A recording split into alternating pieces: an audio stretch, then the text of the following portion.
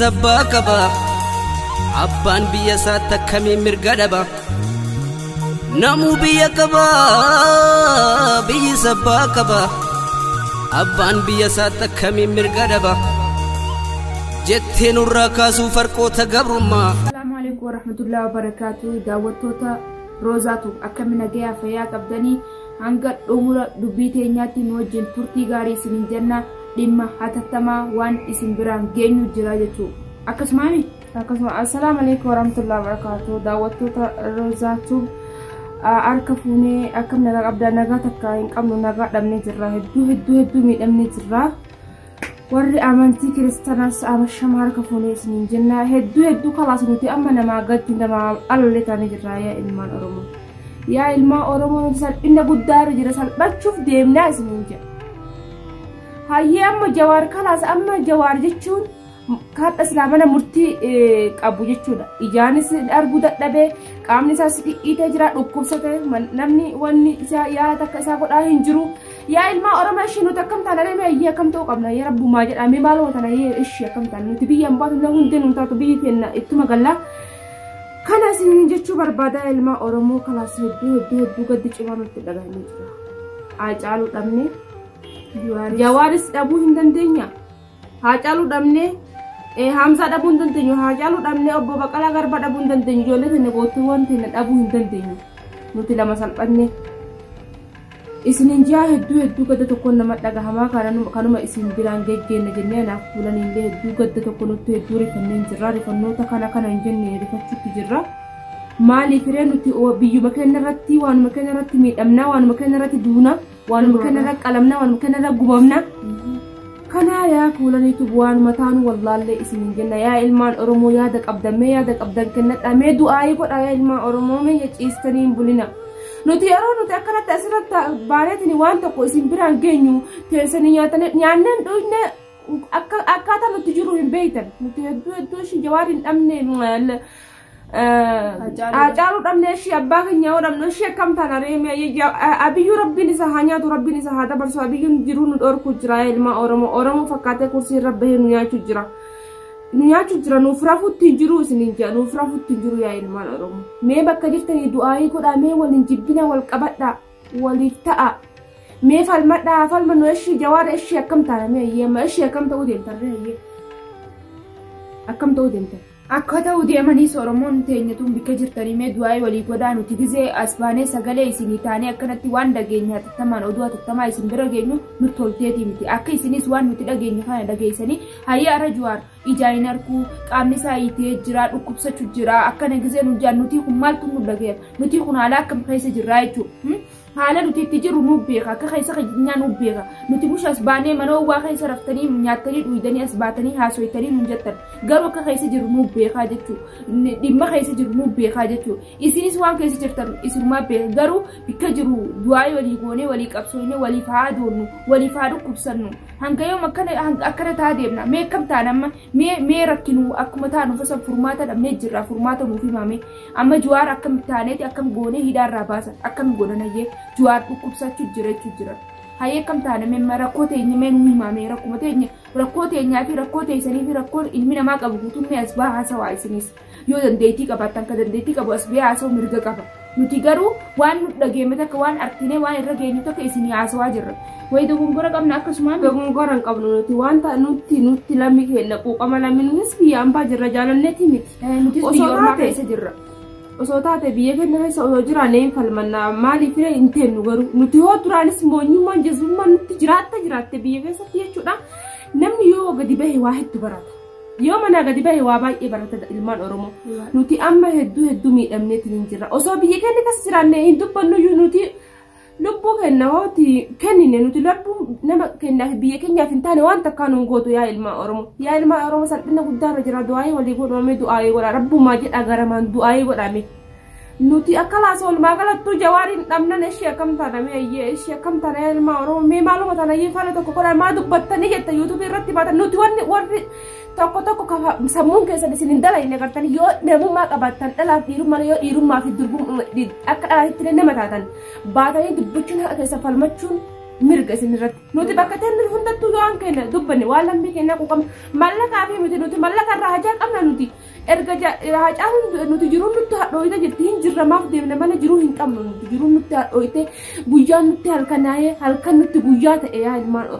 yaa ilmaan oromoo rabbumaa jedha du'aa'ee walii godhaamee bakka jirtani amantiif kutaa hin jirina ishii jawaan hin dhabne ishee ammayyee akkam taanare ayyee ijji isaa badde jedhanii ijjaan dadhabe jedhanii qaamni isaa dadhabe jedhanii dhukkubsatu jira jedhanii akkasa hamsaa dhibee sukkara waan hundaan qabameetiniin kanarra jira jedhanii ishee ilmaan oromoo ishee akkam taaname hayyee mee falma tokko dhahamee du'aa'ee walii godhaa wal jibba waan yoo dhiisame mee ilmaan oromoo mee ishee akkam taaname abiyyuu rabbiin addunyaa ka aakiratti illee inshaallah isa haa hongessu maaliif ree osoo oromoo ta'ee jechuudha yaa ilmaan oromoo haa caaluu hin nyaatu akkasumattuu nyaatame hayyee rabbiin isa haa nyaatu hayyee deebi'eetiniin akkasumattuu iyyuu mee jawaariin mana hidhaa hin kaa'u nama doktora nama na yaalu naafidi jedheetiniin nama doktora dhuunfaa naafidi jedheetiniin dhorkate inni kun aduu ofii miti inshaallah birka isa rabbi akka mallasiisamutti waa baasee ajjeesu abiyyuu addas borus abiyyuun oromoollee miti oromoofiilleen ta'u nuufilleen ta'u abadan addas borus garani jawaar waa ta'e taanaan garuu abiyyuun bakka seenu bakka soddoota isaanii sanatti akka galu inshaallah abdiin qabna rabbiin jawaarii keenya nuuf haa baasuu fayyaa nu haa kennu kadhadhaa yaa ilmaan oromoo osoo amantiif kutaa hin jenne jawaar keenya fayyaa nama hunda hidhaa jiru akkasuma hamzaanillee hamzaa booraanis dhukkubsachuu jira jechuu jiran yaa ilmaan oromoo ishimee nuti hin aadinaa nutiin kun wanni dubbannuuf nuti wal qabna wal malee waan qabnu kanaaf haasoyna hayyee ishee sadaquu dandeenya abba Haacaaluu Hundeessaa dhabne hayyee jawaariin abbaa keenya yoo dhabne ishee akkam taanayyee bar jawaar isiniif jedheetiniin Ameerikaa dhiise biyya mallaqaa dhiise bashannanuma dhiise haadhaaf mana isaa ilmoo isaa dhiise Oromiyaa keessa galee siniif jedheetiniin hidhamee bara kana beekuu qabda yaa ilmaan oromoo beekuu qabdamee bakka jirtanii hundanuu hattaamee waanuma ta'een wal bira dhaabbanna yaa ilmaan oromoo rabbumaa jaa mee dincadhisinaa yee jawaariin dincadhisinaa mee abiyyuun nama ragaa girdoo duuba kaa'ee itti ragu deebi'ee ragaa nama tokko jira nama kudha meeqa dhiyeessu jechuudha duraanuu karamiin isa argadha ka jedhu karaa Haacaaluun argatee jira isinitti illee dheeressuun barbaannu kuulan yoo asiin yaada wayii qabaatte nuti hedduu gubannee jirra yaa rabbi gumaa kana akka rabbi kiyya rabbi baasu ani hin beeku wallaahi ilaalchi yaa ilmaan oromoo gaanutis gubachaa jira keessa keenyaan nu gubachuu jira keessa keenya nu balbalee waan haasofnuuf waan dhiisnu hin beeknu jechuudha garaan gubatee tokko waan haasofnu waan dhiisnu hin beeku kanaaf akkanatti quuqama keenya jechuudha sabni keenya maaliif akkana ta'a sabni keenya maaliif akkana ta'a inni gubannee haasa'u jirra jechuudha silaa arraan tana irkoo bareedduu takki immoo jiruu bareedduu keessa jiraanne gabbaanee yaada qabnu isiniif hin haasofnu jiruu faayatte jiraanne firraa rafnee firraa nyaannee dhuunee jiraannaa jechuudha garuu gabrummaa ni dadhabne yoo juwaaris arraan tana kaajjeessan taatee juwaaris dhukkubsatee haala kanaan ajjee du'e nuti kun maal qabna mee maal qabna maaliif jiraanna abiyyiin nama fixaa jiraata nama ajjeesaa jiraata jechuudha yoo Haacaaluu ajjeesee jira hayyee yoo arra juwaar ajjeese yoo Hamzaa Boorana ajjeese yoo nama ciccima hanqa qabnu hanqa firii kana ajjeese kamtu nu dhaabbatta kamtu ilmaan oromooti jennee walii dhaabbannee jiraanna nuti lubbuun duunee jechuu baraggoos hin jirru jechuu mataanuu hin jirru jechuu bikka jirrutti hin jirru jennee falmachuu ni dandeenya saniifuu bikka jirtanii sagalee walii ta'a walii dhaabbadhaati juwaar baasuudhaaf juwaar yaalii godhuudhaaf lubbuun takka baati ol laman baatu ol baati malee gadi hin baatu ilmaan oromoo saniifuu walii dhaabbadhaati mee juwaariif fala tokko dhawaa fala bikka jirtanii walii barbaada mee fala juwaara itti baastan akka juwaara itti baastan akka middabdan fala juwaara akka middabdaniin isiniin jaa maali akka kun nuti kun quuqama lammii keenyaa dadhabneeti akkana dhukkubsannee boonyee bikka jirru waa hunda waan goonuu dhabneeti asii teenyee boonyee isiniif sagalee kaayaa jirraa jechuu akkam taana nuti kisee juwaararra akkana ta'e kisee jenne guunjaan dhukkubsanne boonyee maal finnamee ayyee maal fiduu dandeenya nuti dhalaadha nuti dubartiidha isin warri dhiiraa bikka jirtanii walii dhaabbattanii irkoo walii taatanii bikka jirtanii sagalee walii taatanii walii dhaabbadha Ameerikaan isiniin baastu Oromiyaan numa galtan gaaf tokko bilisummaan gaafa dhufte namni galuu hin oolamu bilisummaa dhabdanii biyya namaa keessa ta'e malee sariifuu walii dhaabbadhaa isiniin jenna ilmaan oromoo akkana walirratti hin usina akkana walirra wanni hin ta'ina oduu atattabaatan wal biraan gaa sheer walii godha wal biraan gaati bikka jirtanii sagantaa seenaa hunda wal dhageeffadha bikka jirtanii seenaa fi waa hunda keessan dhageeffadha mush biyya ormaa keessa arraan tan nyaattanii dhuydanii jiraachuun kun isiniin baasu jechuudha wanta ka lammii teessaniif wanta ka bu'aa qabuustanii duudha malee akkana bilaash namni harattuu du'aa jira jechuudha yoo duu barbaanne harattuu du'aa jira garuu Oromoodhaaf wareegamne Oromoodhaaf yoo wanta ka taatee duute seenaan boru isin irraanfattu seenaateetiif duutee jechuudha garuu bilaash biyya namaa keessatti biyya namaa keessatti duun eesh faayidaa maalii qabdi nuti sammuu nu nyaadhamtee jirte akkam taane isinirraa akka wataarme haala akkamitti jiraanna haalli itti jiraannu jiru yaa ilmaa Oromoo gubannee jira wallaa gubannee khalaas nuti walumaa galatti akka taanus dhabnee jirra humna qabaannee nuti keessattuu biyya nuti birra keessa jirrus biyya faayidaa hin qabne nuyyuu akka itti jiraannu hin beeknu yeroo nuti akkana dubbannee asoo nama nu seetan garuu nuti namummaa osoo biyya keessa galee hedduu nutti dhagama osoo Jawaar keenya nu bahee akkasumattuu osoo Hamzaan fa'aa gannu dhiisamanii osoo namni keenya nu bahee irra jirti yaa ilmaa Oromoo khalaas Jawaar hin dhabne jechuun uf dhabne jechuun khalaas ilmaa Oromoo nuti hin jirru akka duunetti beeka duraanuu duune bara nuti duraanuu duune jirra akka duunetti beeka isin hin kenna iddoo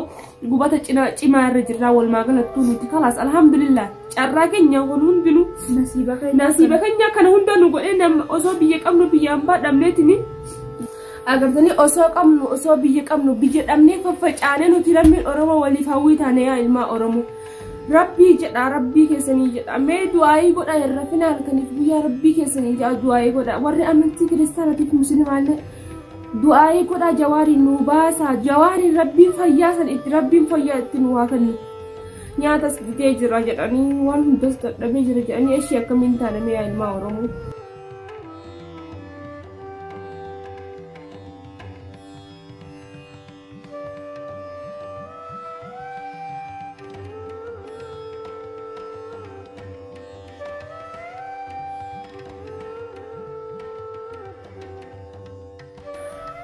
garanumaan nuti dadhabnee jirra halkanii guyyaa boo'ichis dadhabnee jirra uf dadhabnee jirra uf jibbinee jirra